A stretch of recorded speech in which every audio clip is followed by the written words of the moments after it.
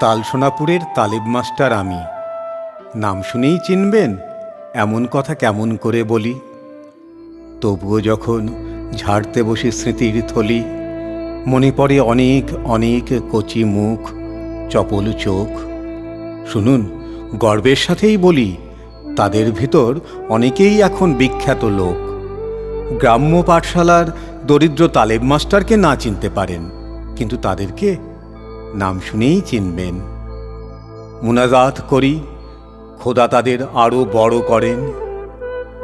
অনেক বয়স হয়ে গিয়েছে আমার, পিঠ বেঁকে গিয়েছে, আর চোখেও ভালো দেখি না তেমন। তাই ভাবছি সময় থাকতে থাকতে আমার আত্মকাহিনীটা লিখে যাব এবার। রবিবাবু থেকে আরম্ভ করে আজকের তারাশঙ্কর বন্দ্যোপাধ্যায়, আরও কত সাহেব, চট্টোপাধ্যায়, মুখোপাধ্যায়, রায়, কত কাহিনীই তো আপনারা লিখে গেলেন। কিন্তু মানিকবাবু, আপনি কি এমন একটা কাহিনী শুনেছেন?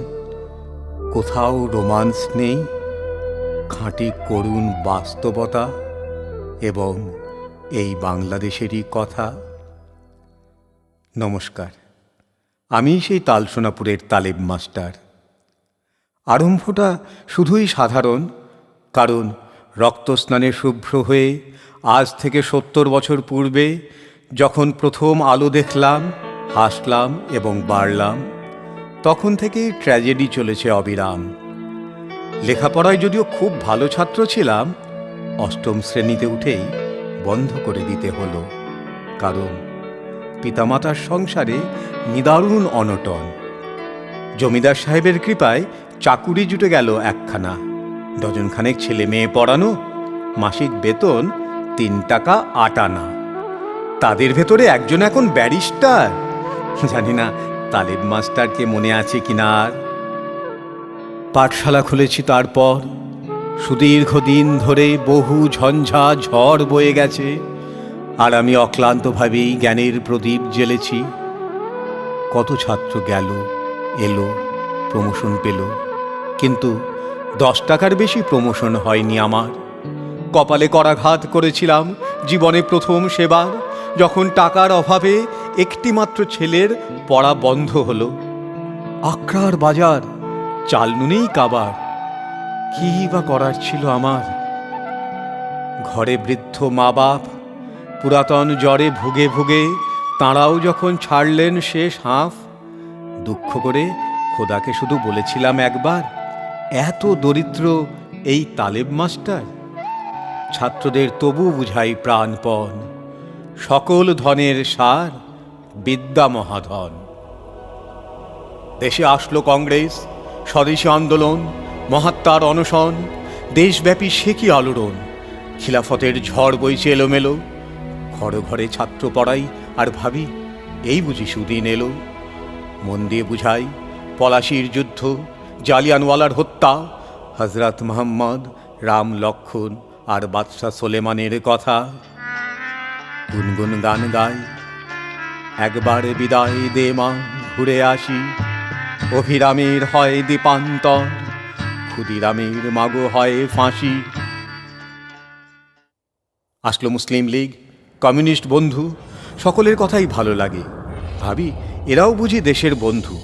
কোথাও শুনি ঝগড়া লেগেছে, আগুন জ্বলেছে, জ্বলুক, তবু তোরা জেগেছে। ভাইয়ে ভাইয়ে ঝগড়া কদিন থাকে, নিভবেই। বলি, লেজে যদি তোদের আগুন লেগেই থাকে, তবে শত্রুর স্বর্ণলঙ্কাটাই পোড়া। ছেলেটি কাজ করে মহাজনী দোকানে, মাসিক 5 টাকা বেতন, প্রাণে তবু বেঁচে আছি। আসলো 50 সাল, ঘরে বাইরে হাটে বাটে আকাল, ঘোর আকাল। 100 টাকা চালের মন, 50, হায় 50। ঘরে বাইরে দিনের পর দিন উপাস, হায় উপাস। গ্রামের পর গ্রাম কাল কলেরায় উজাড়। নিরীহ তালেব মাস্টারের বুকেও বজ্র পড়ল। কলেরায় ছেলেটা মারা গেল বিনা পথ্যে, বিনা শুশ্রূষায়। কাফেনের কাপড় জোটেনি, তাই বিনা কাফেনে 22 বছরের বুকের মানিককে কবরে শুইয়ে দিয়েছি এইখানে। এই শেষ নয়, শুনুন। বলি মেয়েটাকে বিয়ে দিয়েছিলাম পলাশতলী, সেখানেও আকাল, মানুষে মানুষ খায়। 3 দিনের উপবাসী আর লজ্জা বস্ত্রহীন হয়ে নিদারুণ ব্যথায় গলায় দড়ি আর কলসি মেথে পুকুরের জলে ডুবে মরেছিল একদিন সন্ধ্যায়। মানিকবাবু, প্রাণবান লেখনী আপনার।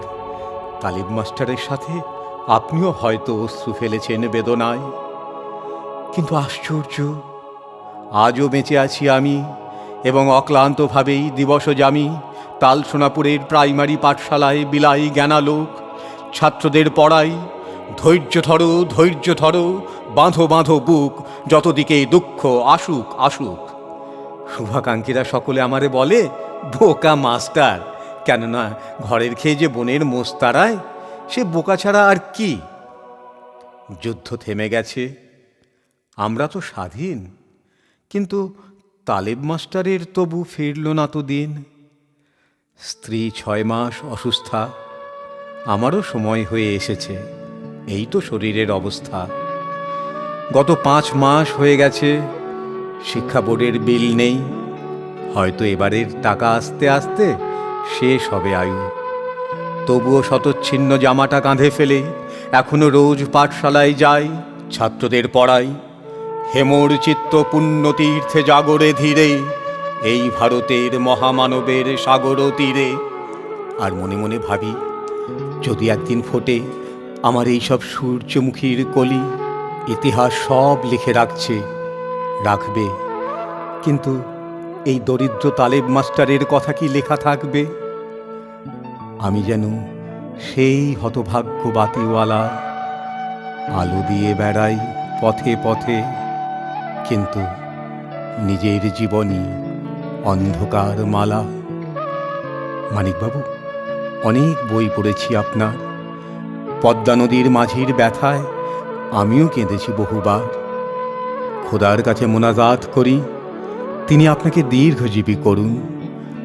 আর আমার অনুরোধ, আপনি আরও একটা বই লিখুন, আপনার সমস্ত দরদ দিয়ে তাকে তুলে ধরুন, আর আমাকেই তার নায়ক করুন। কোথাও রোমান্স নেই, খাঁটি করুন বাস্তবতা এবং এই বাংলাদেশেরই কথা।